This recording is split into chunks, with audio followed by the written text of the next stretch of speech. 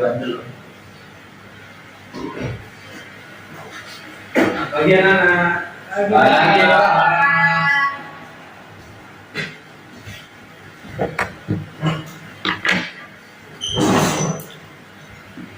Oke, assalamualaikum warahmatullahi wabarakatuh. Waalaikumsalam warahmatullahi wabarakatuh. Udah siap belajar? Udah pada sarapan? Udah. Oke, kalau udah, yuk kita sebelum memulai pembelajaran pada hari ini, kita berdoa dulu ya. Udah berdoa belum tadi? Belum. Oke, ya Nak Rocky, disiapkan. Duduk siap. Berdoa mulai.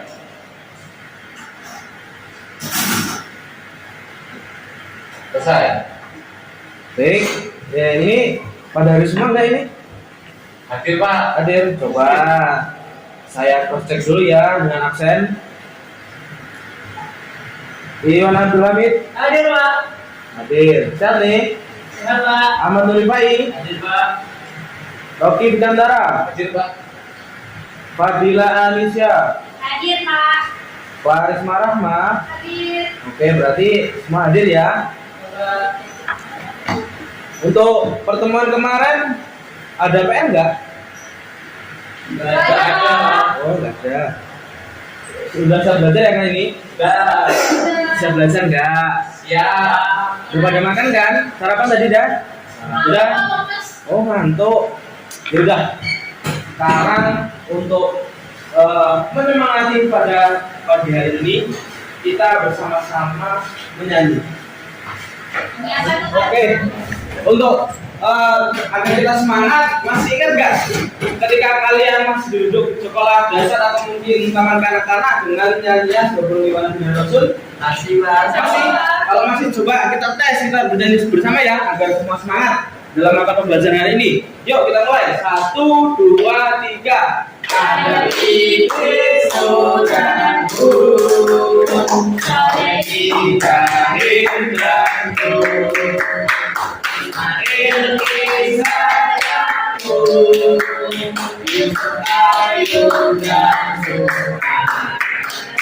Kita harun berkipti, oleh mati yang biasa. Zakaria ya, bisa akhirnya Quran. Oke, semangat ya.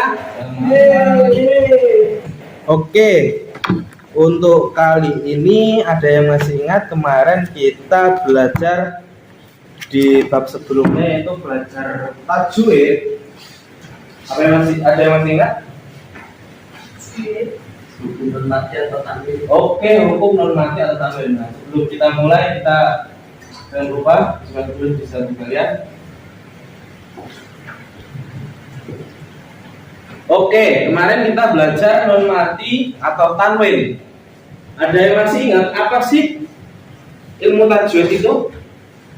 Karena kita masih meneruskan pada bab kemarin tentang ilmu tajwid. Ilmu tajwid adalah ilmu yang dipelajari untuk mengetahui hukum bacaan Al-Quran.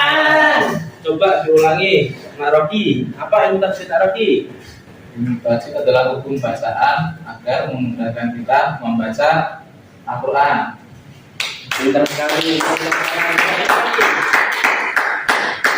Oke, kemarin kita belajar mengenai nun mati atau tanwin. Nun mati atau tanwin itu kemarin udah Bapak jelaskan ada berapa macamnya. Masih ada yang ingat? Ada 4 pokok. Yang pertama adalah izhar. Yang kedua adalah idgham.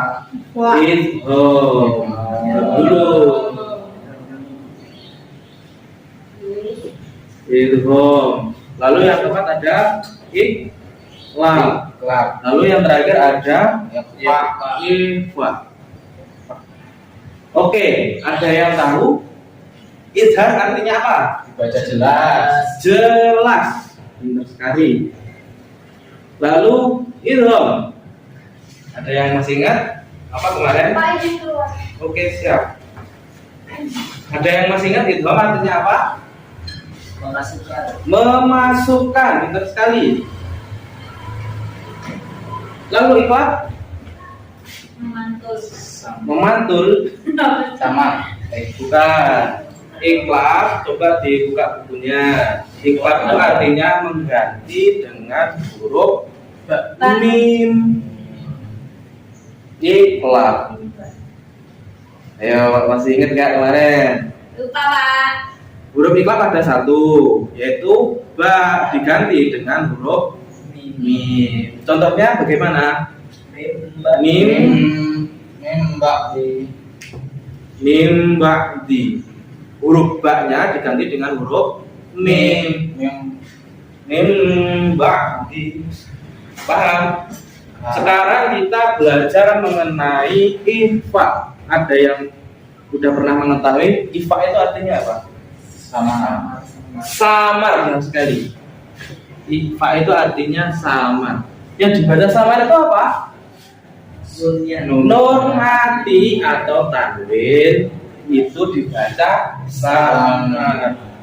Coba ada yang tahu nggak huruf ifa itu apa saja?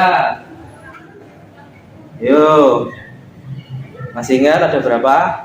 14. Ada 15. Oke, saya kasih tahu. Yang pertama itu huruf do, sa, din, so, ko, kaf, to, terus jim, zat,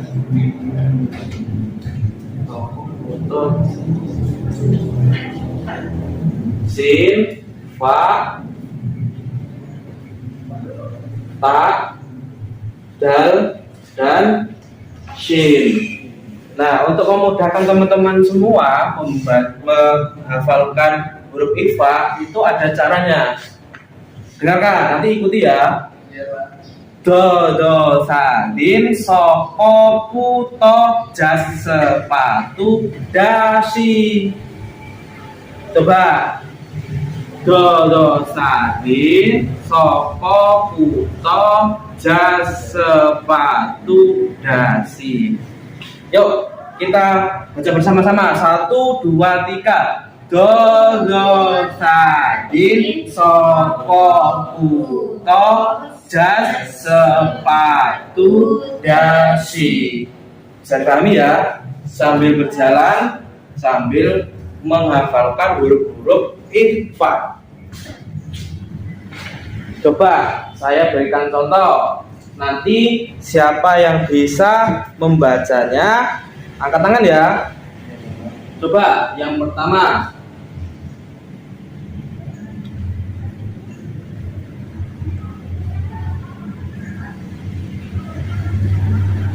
Bisa dibaca dari belakang. Coba, ada yang bisa membaca kalimat ini? Coba saya contohkan. Huruf ifa itu adalah ketika ada nun mati atau tanwin bertemu dari salah satu huruf ifa ini, maka dibaca samar. Samarnya berapa? 2 ketukan. Contoh pertama yaitu pada kalimat yang saya tuliskan di depan. Perhatikan ya. Min zilin.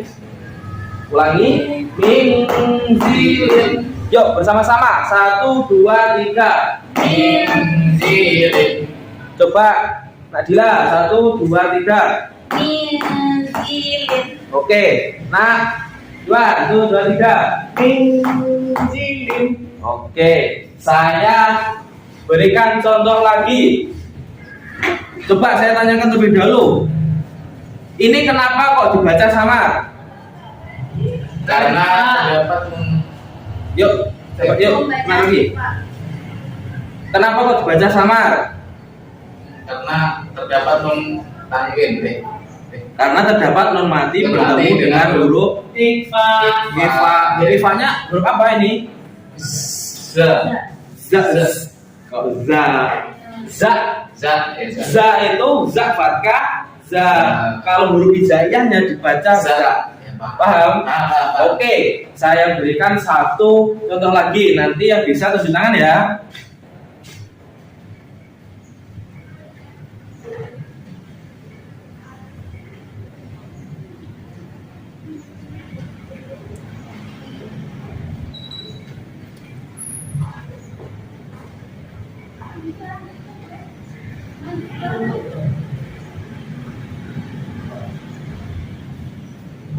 Yuk, ada yang tahu? Siapa yang bisa membaca? Yuk, Naroki coba dibaca.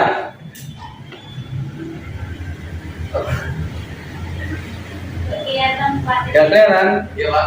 Oke, tuliskan besar ya.